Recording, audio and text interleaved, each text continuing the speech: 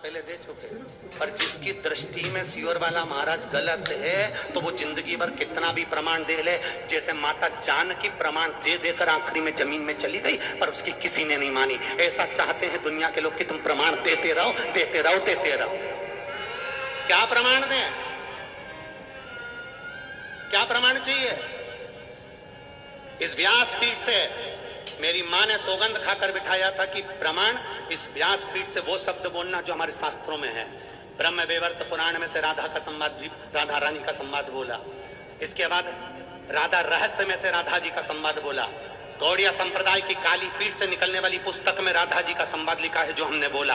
और प्रसन्नता ब्रज 84 कोस में अनय घोष का मंदिर है, वहां जाकर दर्शन करो जावड़ गांव में, उसका प्रसंग कहा। उसके बाद कितना प्रमाण चाहिए तुमको? और बात है राधा रानी की, वो तो मेरी माँ है। मैंने इस व्यासपीठ पर बैठने से पहले बाल्यावस्था में 1999 में जब पहली कथा चालू करी थी तब हमारे पास धन नहीं था। दूसरे की दुकान पर काम कर पैसा जो 10 रुपए साइकिल से लिफाफे देने का जो पैसा मिलता था 10 रुपया, उससे हम जाकर पैसा लेकर उस पैसे को लेकर राधा रानी की परिक्रमा करने जाते थे। 51 परिक्रमा मेरी राधा रानी बरसाने की करी है और ना जाने कितनी परिक्रमा गोवर्धन नाथ जी की करी है। वो तो मेरी माँ है, उसके चरणों में तो मेरा शीश जिंदगी भर पड़ा रहे। और जिस दिन मेरी राधा रानी मुझको इशारा कर बुला ले कि मेरे चरणों का दास बन जा, यहाँ बैठकर मेरे दरवाजे की चाकरी करना, झाड़ू लगाना, तो झाड़ू लगाने के लिए तैयार हूँ। व्यासपीठ छोड़कर मेरी राधा रानी के चरणों में बैठ जाऊंगा। और माफी की बात करते हो, इस राधा रानी के चरणों में तो मेरी पूरी जिंदगी, मेरा खानदान और मेरा कुटुंब पड़ा है। क्योंकि देवी भागवत में लिखा है राधा शिव का अवतार और कृष्ण पार्वती का अवतार है। मेरे शंकर का स्वरूप मेरी राधा रानी, मेरे गोवर्धन नाथ, मेरा ब्रज उससे बिसराता नहीं है।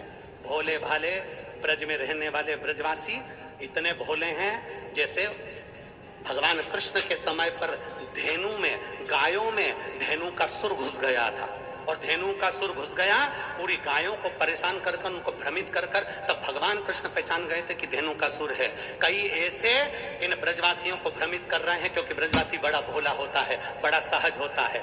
हमने हमारी जिंदगी की जितनी परिक्रमा करी गोवर्धन नाथ जी की, उस परिक्रमा में 1 रुपया भी हमने कभी ब्रज के अंदर पैसा खर्च कर नहीं। हमने नियम लिया था कि ब्रज में जितनी परिक्रमा करेंगे ब्रजवासी से मांग कर करेंगे। मेरे गोवर्धन नाथ जी की परिक्रमा में जितने ब्रजवासी रहते हैं सब पहचानते हैं सियोर वाले को कि बचपन से परिक्रमा करता है। जब चड्डी पहनता था हाफ, उस समय से परिक्रमा करता था और ब्रजवासियों से 2 रोटी मांग कर खा लेता था। मेरे ब्रजवासी इतने भोले होते थे कि बिठाकर छाछ भी पिलाते थे।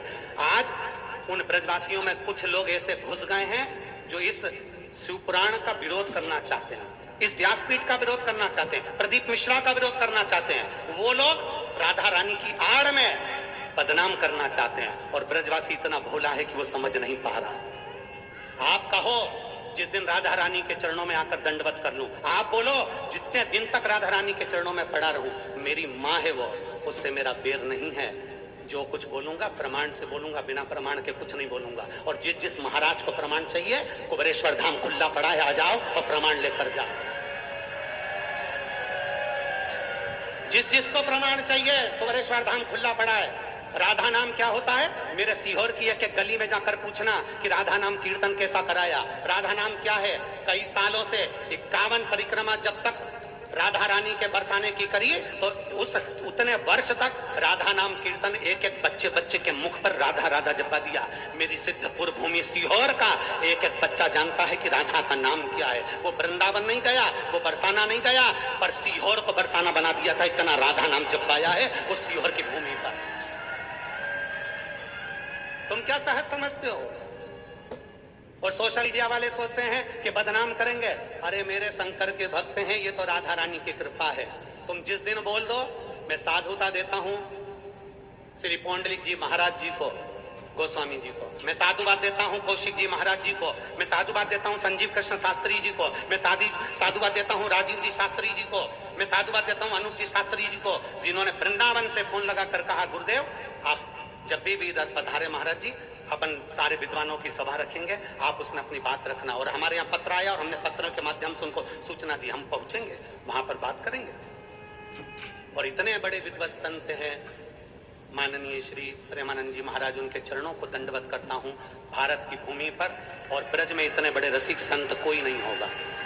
ब्रज में इतने रसिक संत है प्रेमानंद जी महाराज, अगर वो एक फोन कर देते कि प्रदीप तुझे आना है, उनका ये दास दंडवत करता करता उनके चरणों में पहुंचकर उनसे बात करता रहा। एक बार कह देते, क्योंकि वो रसिक संत हैं, राधा रानी के परम भक्त हैं, भगवान कृष्ण के परम भक्त हैं। उनके लिए मेरे ये प्राण भी उनके चरणों में निछावर हैं। अगर वो बोलते तो मैं उनके चरण धोकर आचमन कर कर जवाब देकर आता। इतने रसिक संत हैं, उनका प्रणाम करता हूं मैं, उनको नमन करता हूं मैं, जिनकी जिह्वा पर इस बावरे का नाम तो आया, कैसे भी आया, कल्याण तो हो गया, नाम तो आया। और मेरे ब्रज के एक एक ब्रजवासी को नमन करता हूं, प्रणाम करता हूं। अगर मेरी वाणी से कोई चोट लगी हो तो मुझे क्षमा करिएगा, पर प्रमाण से कहा है और प्रमाण अपने पास रखूंगा और उस प्रमाण को जिंदगी भर रखूंगा। सत्य पर जियाऊं और सत्य पर जीऊंगा, क्योंकि मेरा शंकर सत्यम शिवम और सुंदरम वाला है। और आपसे भी निवेदन करता हूं, जितने भारत की भूमि के जितने देश के लोग कथा सुन रहे हैं, एक बार ब्रज में जाना तो जाकर रावल गांव का दर्शन करना, जहां राधा जी का जन्म हुआ है। जाना तो बरसाने का दर्शन करना, जहां राधा रानी पहुंची हैं। मेरी रावल में राधा रानी जी का जन्म हुआ, उनको वहां पर लाडली कहा जाता था। जब राधा जी बड़ी हो गई, साल निकल गया, तब राधा जी बरसाने में पहुंची हैं। और बरसाने में पहुंची तो उनको किशोरी जी कहा गया, क्योंकि किशोर अवस्था में पहुंची थी।